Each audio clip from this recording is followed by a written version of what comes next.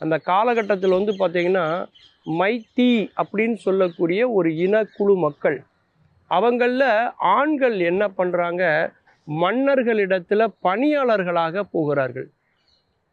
நெடுந்தூரத்தில் இருக்கிற போர்களுக்கு அவர்கள் வந்து சண்டை போடுவதற்காக போகிறார்கள். குறிப்பாக சைனா பர்மாவோடு யுத்தத்துக்காக அந்த ஆண்கள் போகிறாங்க. அப்போ குடும்பத்தை விட்டு இந்த ஆண்கள் வந்து பிரிந்து விடுகிறார்கள்.